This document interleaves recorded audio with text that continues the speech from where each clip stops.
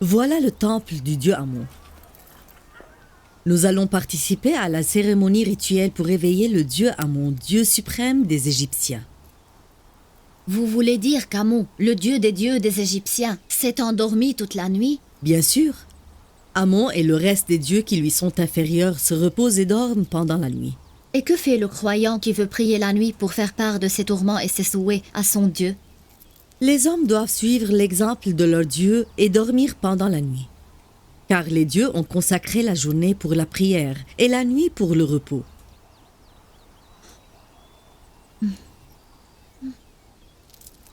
Entrez au temple.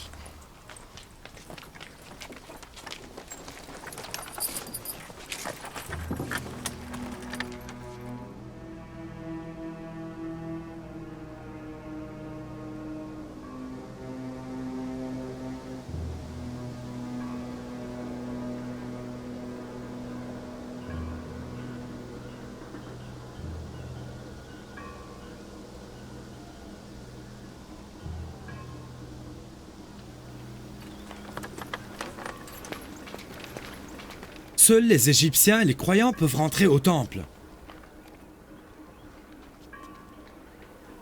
Les étrangers restent dehors.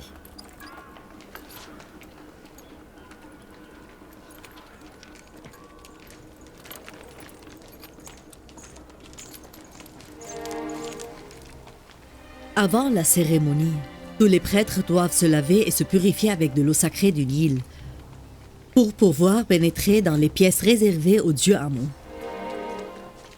Personne d'autre que les prêtres ne peut entrer à l'intérieur.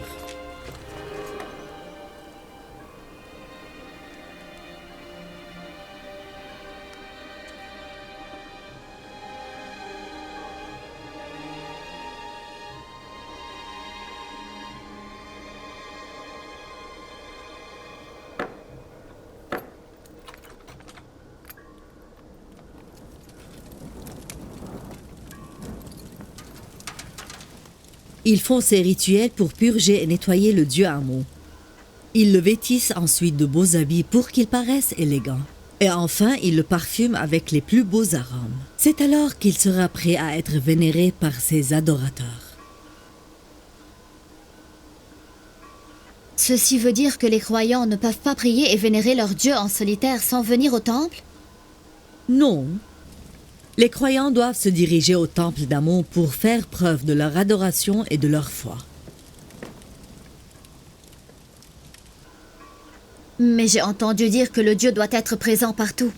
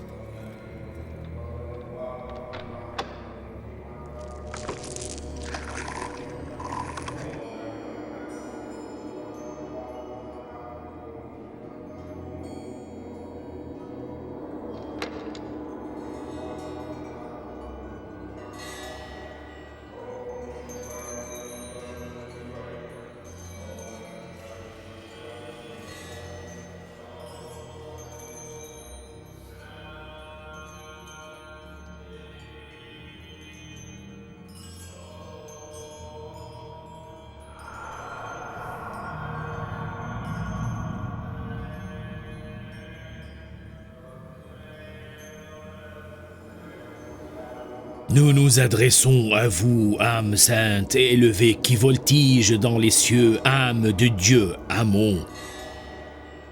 Reviens vers nous doucement, reprends ta forme physique et concrète pour que tu puisses gérer la vie des habitants et celle de tes fidèles qui t'adorent et qui ont recours à toi, ô Dieu plein de puissance, ô Dieu plein de puissance, notre Dieu Amon, le Dieu des dieux. Ô Dieu plein de puissance, notre Dieu Amon, le Dieu des dieux. Nous te prions de te réveiller de ton sommeil profond. Nous te prions de te réveiller de ton sommeil profond.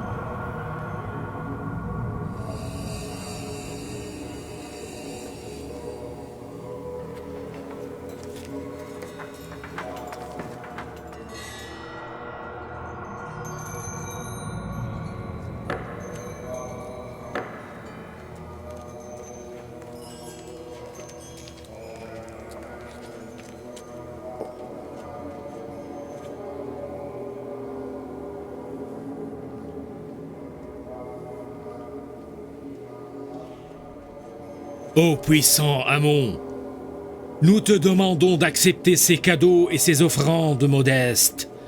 Jouis des délices et des fruits que nous t'offrons et bénis les habitants de la terre.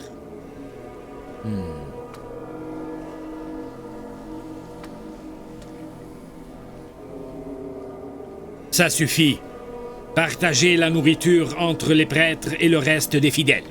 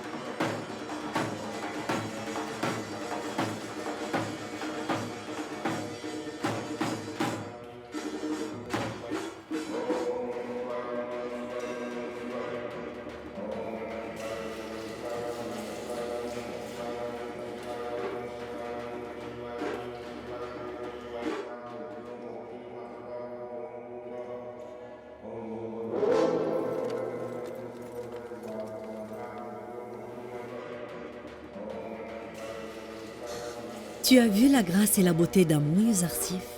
Les prêtres l'ont si bien vêtu. Les bijoux et les habits ne risquent-ils pas d'être volés? Non, les prêtres le surveillent bien. De plus, personne n'ose commettre ce crime. Mais ils doivent quand même le protéger d'éventuels cambrioleurs qui pourraient voler ses bijoux précieux. Je croyais que le dieu Amon protégeait ses fidèles, alors que je viens de découvrir qu'il a lui-même besoin des prêtres pour le protéger. Et alors, pourquoi pas? Le dieu Amon est bien le plus précieux que nous possédons sur terre. Nous devons alors en prendre soin. Vous êtes bénis, ô croyants dévoués. Je suis votre Dieu, Amon. Je me suis réveillé de mon sommeil profond pour venir surveiller et gérer vos vies. Le soleil s'est levé selon ma volonté pour vous offrir sa lumière et sa chaleur. Retournez à vos besognes. Travaillez pour votre Dieu. Travaillez pour votre Dieu, afin que votre Dieu vous bénisse de ses grâces infinies. Ô Amon, Dieu des dieux!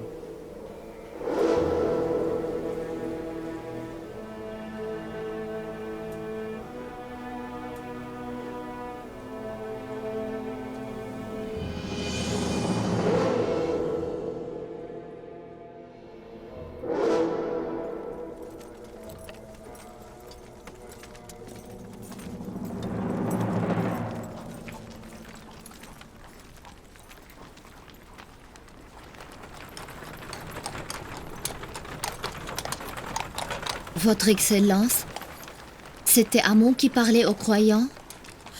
N'as-tu pas entendu? Si, j'ai entendu, mais comment une statue en pierre peut-elle parler? Mais Amon n'est pas une pierre. C'est une âme réincarnée dans cette statue en pierre.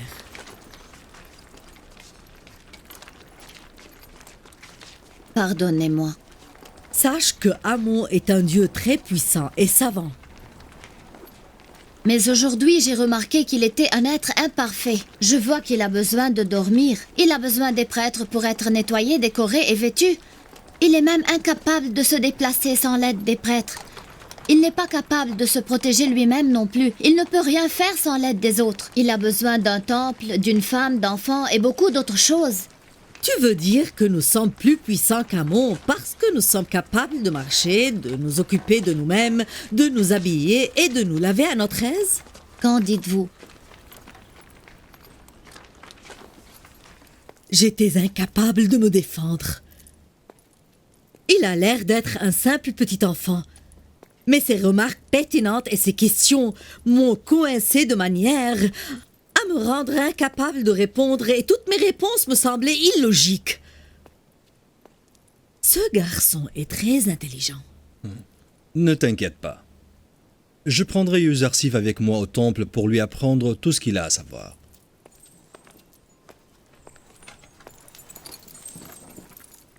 Ce que je vais te dire est grave. Il a vraiment semé le doute en moi. Il m'a fait douter de la puissance d'Amon.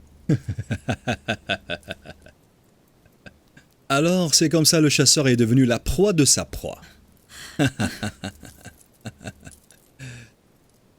Le repas n'est-il pas encore servi? Je crève de faim, je me sens capable de manger une vache entière.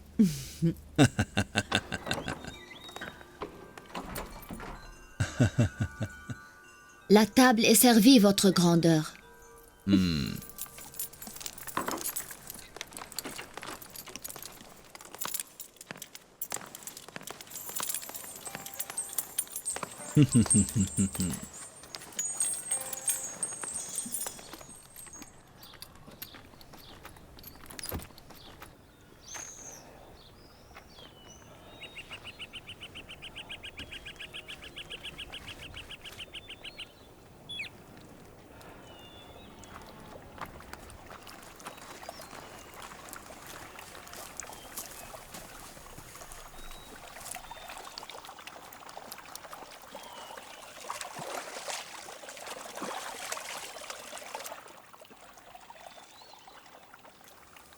Papa a fini de bâtir sa cabane. Il ne nous a même pas permis de l'aider.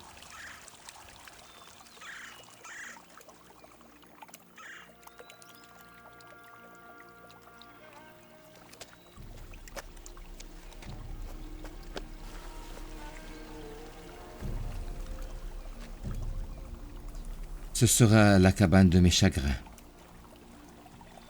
J'y vivrai le restant de mes jours pour pleurer de tout mon cœur. Et pour me lamenter de l'absence de Joseph. Je ne cesserai jamais de regarder l'horizon en attachant qu'il revienne. Papa, tu crois vraiment que mon frère Joseph va revenir un jour? J'en suis sûr et certain. Nous devons cependant attendre ce jour avec patience. Ne peux-tu pas oublier un peu Joseph? Comment pourrais-je l'oublier? S'il était mort, j'aurais pu faire mon deuil et j'aurais pu supporter le chagrin. Mais maintenant, je ne sais pas comment il se porte ni où il est. Je ne cesse de me demander ce qu'il fait à chaque instant. Je me demande s'il est malheureux. A-t-il été enlevé et séquestré quelque part ou bien torturé par des bandits? L'ont-ils réduit en esclavage? A-t-il faim ou soif?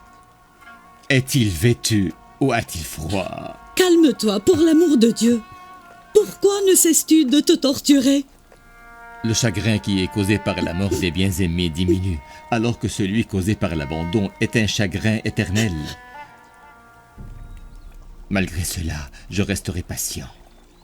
Et je passerai le restant de mes jours en solitaire, en espérant revoir Joseph.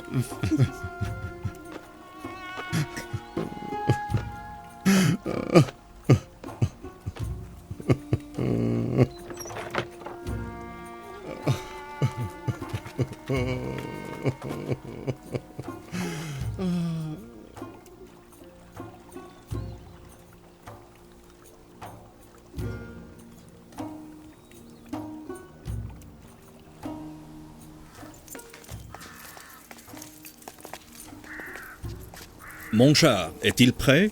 Oui, honorable Poutifar. Es-tu déterminé à le prendre avec toi? Oui. Amonatep a entendu parler de Yuzarsif.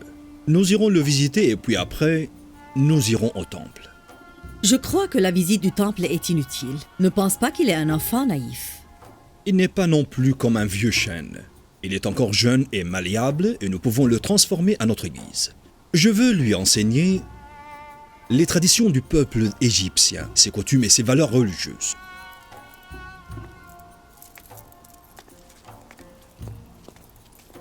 Notre cher enfant Yuzarsif est-il prêt? Je suis prêt à obéir les ordres de l'honorable Poutifar.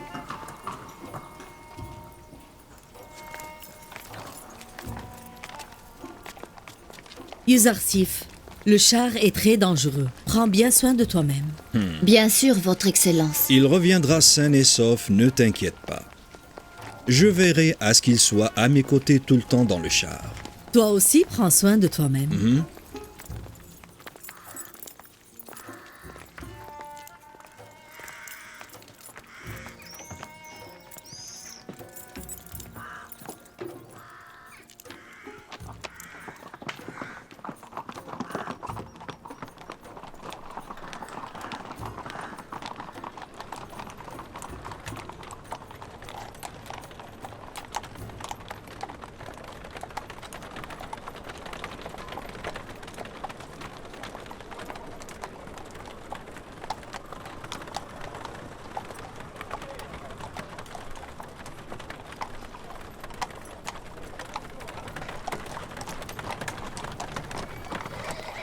Les prêtres du temple d'Amon sont une bande d'arrogants. Ils provoquent des problèmes et aspirent au pouvoir.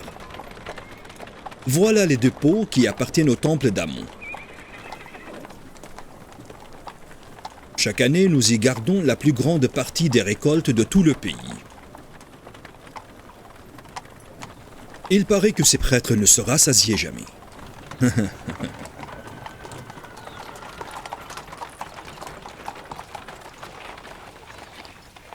Voilà le jardin d'Amon. Les femmes qui s'y promènent sont soi-disant ses femmes à lui. J'ai déjà vu les fermes appartenant à Amon sur les rives du Nil. Et tous ces animaux qui font grossir finiront un jour dans les ventres des prêtres.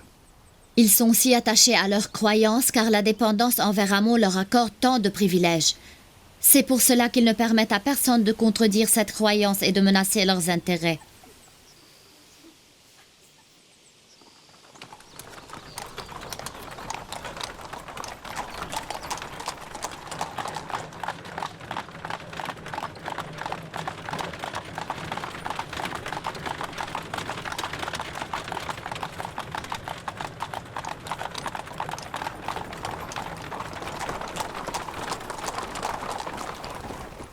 Voici une autre façon pour garder les fidèles sous leur protection. Ils attirent les gens de différentes manières. Certaines personnes sont attirées par le pouvoir, d'autres par l'argent et d'autres par la nourriture. Un bon nombre d'Égyptiens ont découvert les supercheries des prêtres et ils ne sont plus dupes. Son Excellence Zulaïcha pense que le gouverneur Potiphar veut m'apprendre les coutumes et les croyances du peuple égyptien et me montrer la grandeur... Au contraire, je veux te montrer la futilité des croyances de la société égyptienne et les fléaux qui y règnent.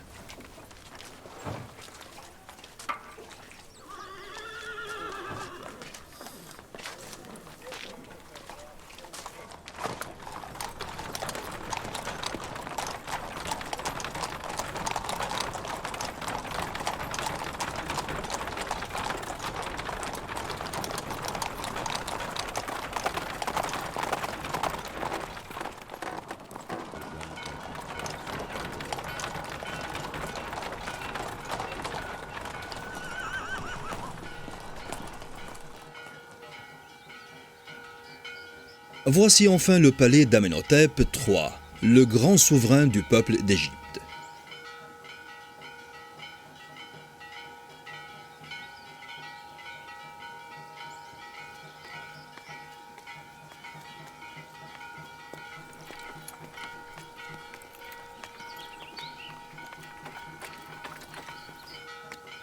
Qui sont-ils? Ils n'ont pas l'air égyptiens. Ces étrangers sont les envoyés et les représentants des terres avoisinantes. Ils sont venus payer leurs impôts annuels.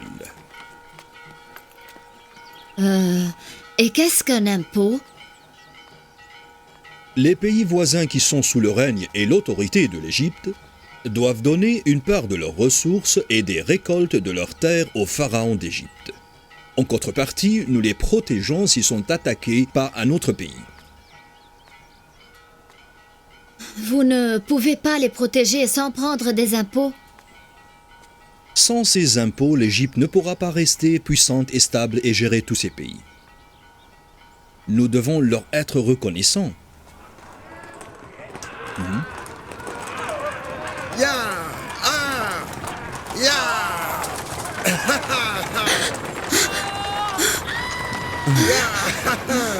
Ces sauvages sont les soldats du temple d'Amon.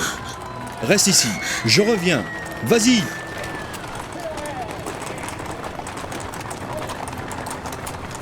Ya! Plus vite! Plus vite!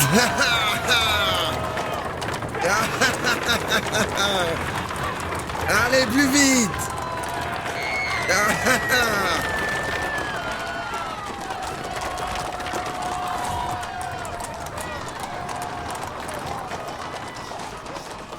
Arrête!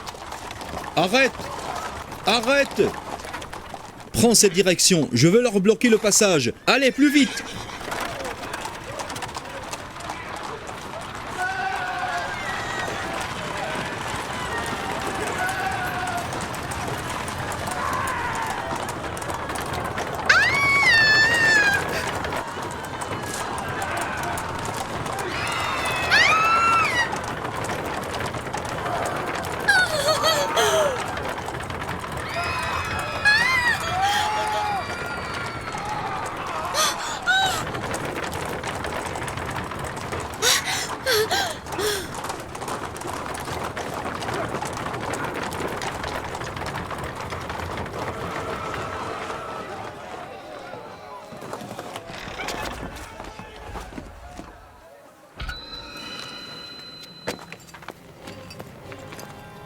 Honorable, pourquoi le chemin est-il bloqué? Que vos soldats nous ouvrent le passage.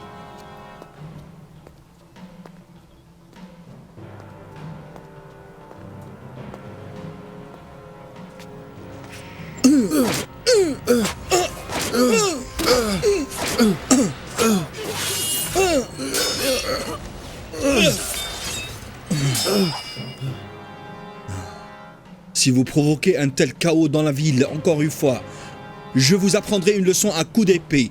M'as-tu bien compris? Ne revenez plus jamais.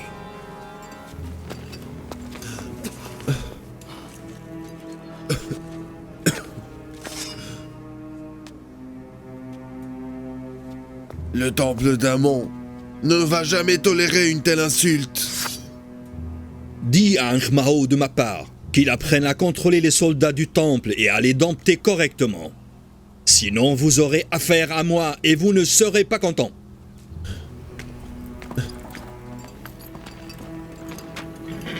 Allez, démarre.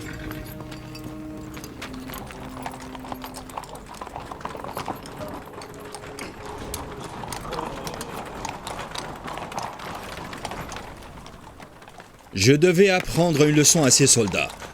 Ils deviennent de plus en plus insolents.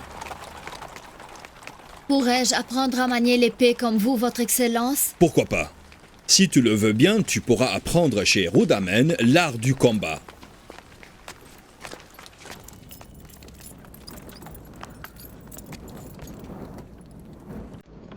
Le gouverneur Poutifar demande la permission de se présenter devant le pharaon et le dieu Amenhotep III.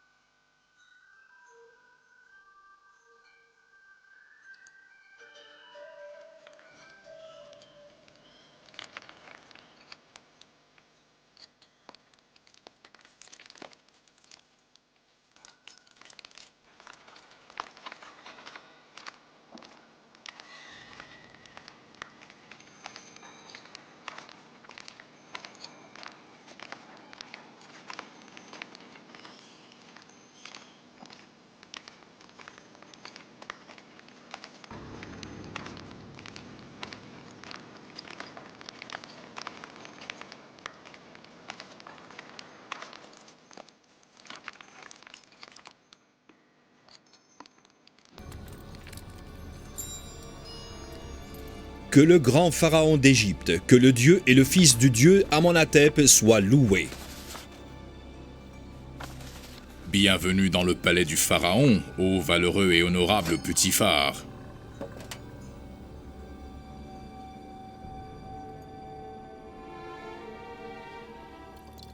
Poutifar, Oui, votre majesté. as-tu visité dernièrement les chambres réservées aux dieux? Excepté votre majesté, personne n'a le droit de pénétrer dans les pièces du temple réservées aux dieux. Mais il semble que les dieux eux-mêmes se sont rassemblés pour créer cet enfant, afin de te l'offrir en cadeau. Qui est ce trésor? C'est mon compagnon et mon serviteur. Je l'ai acheté récemment. Compagnon, tu m'as dit? Poutifar, es-tu redevenu un enfant pour l'emmener avec toi, ou bien est-il plus mûr qu'il ne le paraît? Il paraît très jeune, mais il est très éveillé. C'est un garçon sage et éduqué. De quelle éducation me parles-tu quand cet enfant ne se prosterne même pas en présence des dieux d'Égypte? Il n'a pas encore appris toutes nos traditions, votre grandeur. Je vous prie de lui pardonner. Toi, le petit, dis-moi, comment tu t'appelles? Joseph, votre majesté. Mais les habitants du palais m'appellent Yuzarsif, selon la langue égyptienne. Joseph est un nom hébreu, votre majesté, et il signifie « celui qui est triste ». Que la tristesse s'éloigne de ce beau visage. Yuzarsif est un nom qui lui est plus approprié.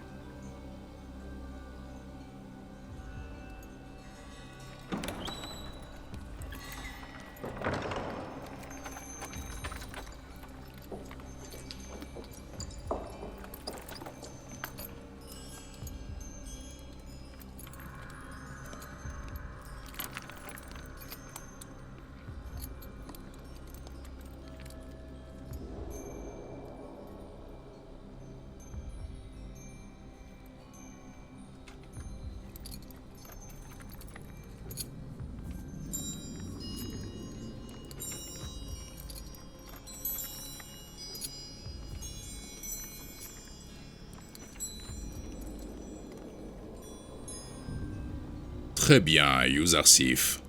Potiphar te considère sage et clairvoyant.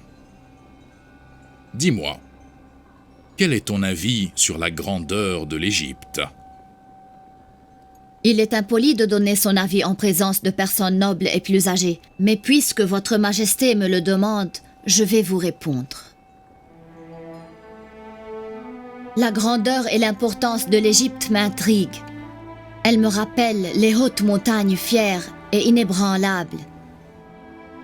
Mais je crois humblement qu'une petite colline couverte d'herbes vertes vaut plus qu'une montagne aride parce qu'elle assure la nourriture à ses animaux.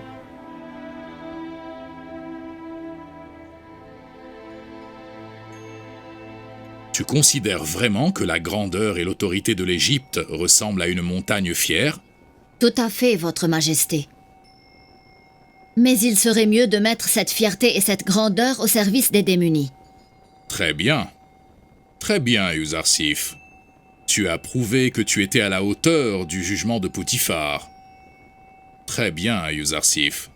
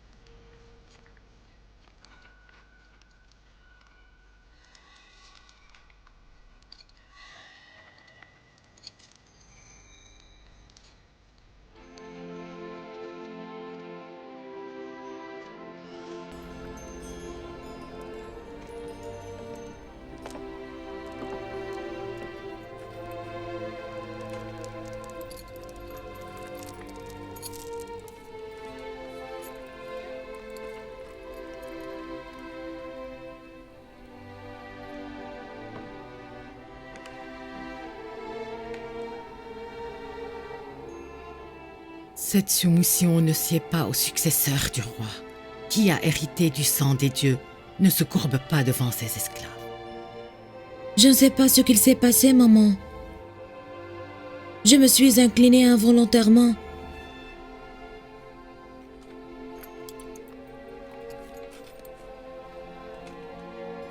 Est-ce que le but de la visite de Potiphar était de nous présenter son nouveau compagnon seulement? Non, mon maître et seigneur. Je me présente devant vous aujourd'hui pour dénoncer la sauvagerie et les excès des soldats du temple d'Amon. Ils ont pris l'habitude de causer le chaos dans la ville et de ses ruelles. Ils agissent en despotes sans aucun égard aux habitants. Ils ne respectent ni les lois ni les règles. Et je crains qu'ils ne soient en train de comploter pour renverser le pouvoir en Égypte. Nous devons mettre fin à leur hégémonie et leur domination. Mais l'opposition à Amon et les prêtres du temple est pur blasphème. Il faut savoir bien distinguer entre les prêtres et les dieux. Et si nous voulons respecter Amon et les dieux, nous devons réprimer tout ce qui fausse leur image et provoque les troubles, y compris les prêtres. Mais je ne veux pas prendre de décision hâtive. Je me prépare pour leur faire face, et toi, tu devras les calmer, jusqu'à ce que le bon moment arrive, pour nous de prendre les décisions adéquates. Il nous faut attendre encore.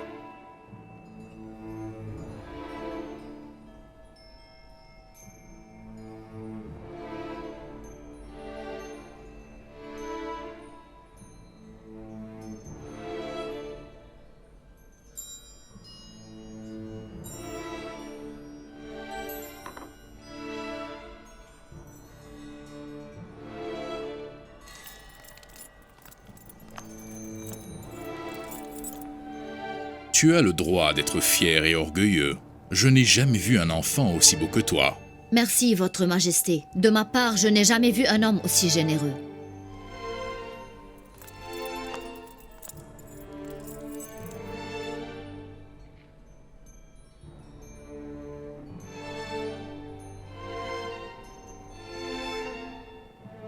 Une bataille féroce et dure nous attend. Soyez prêts.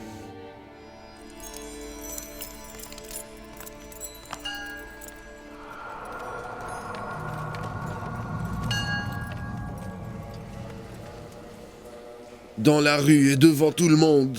Il m'a roué de coups de fouet et d'épée sur mon visage et ma tête. Si j'étais à la place de Poutifar, j'aurais tué un pauvre soldat inutile comme toi. Il m'a pris au dépourvu et m'a attaqué.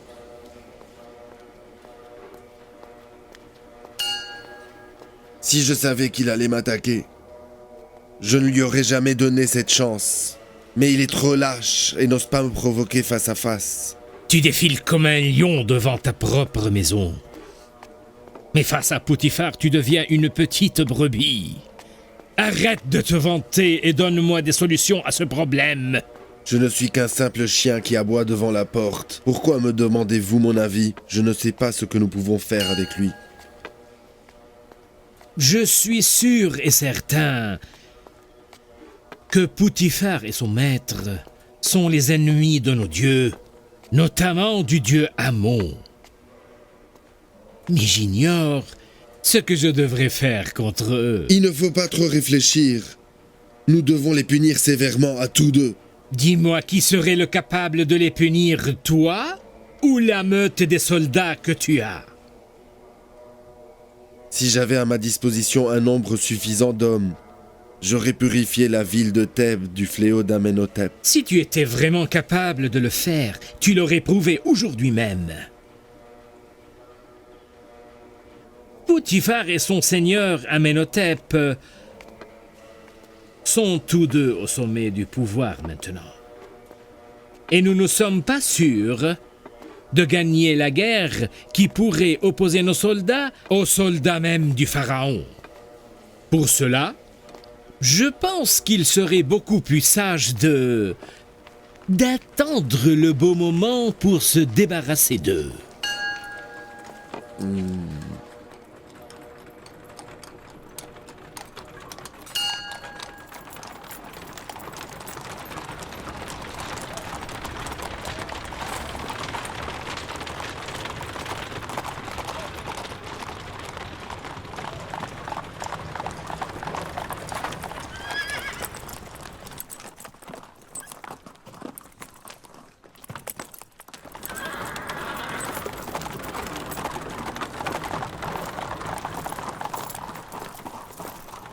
Rhodamen, Votre Excellence.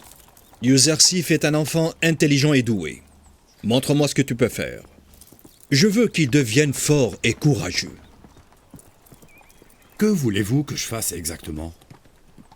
Son Excellence veut que tu apprennes à Yuzarsif tout ce que vous savez sur les arts du combat. Je veux que tu lui apprennes le tir à l'arc, puis à combattre avec les épées et aussi à monter à cheval. Il sera certainement à la hauteur de nos espérances. Je ferai de mon mieux pour lui apprendre tous les arts du combat. Ne vous inquiétez pas, gouverneur.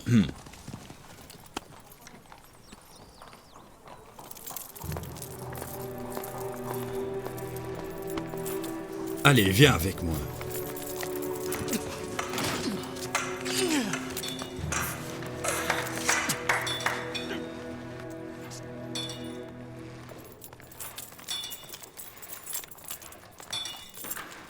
Donnez-moi l'épée d'entraînement.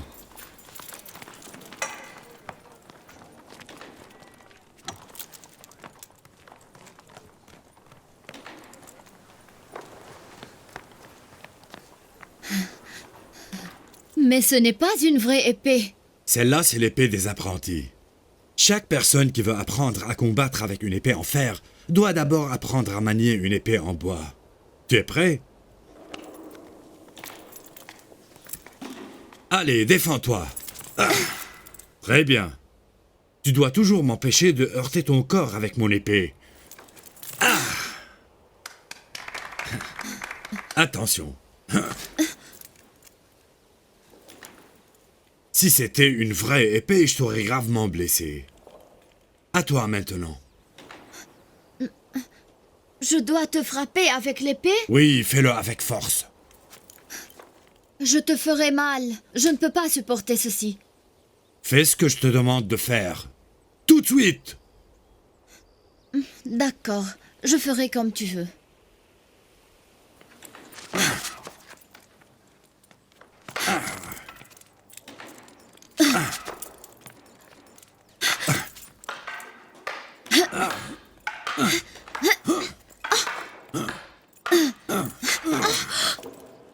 Lève-toi, plus vite.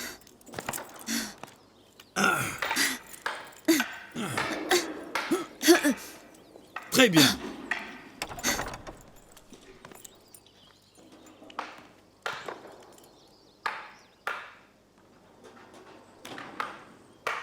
Son Excellence le gouverneur Potiphar est arrivé.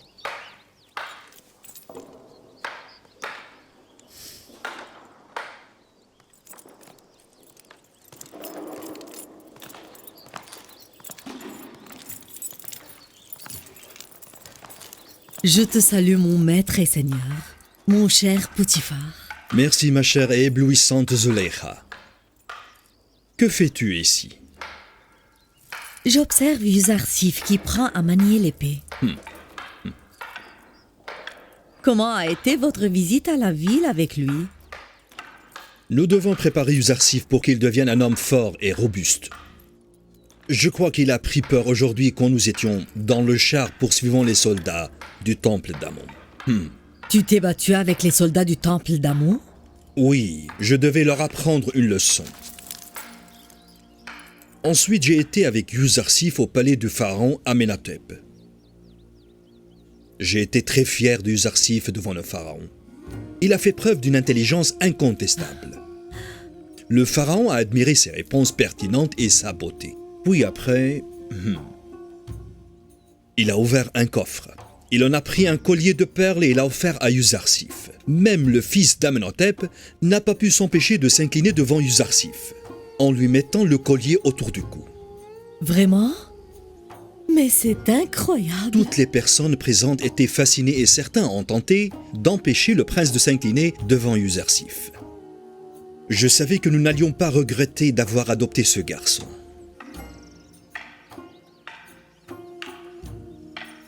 Je n'ai aucun doute que Yuzarsif deviendra l'un des hommes les plus clairvoyants. C'est ce que j'espère moi aussi.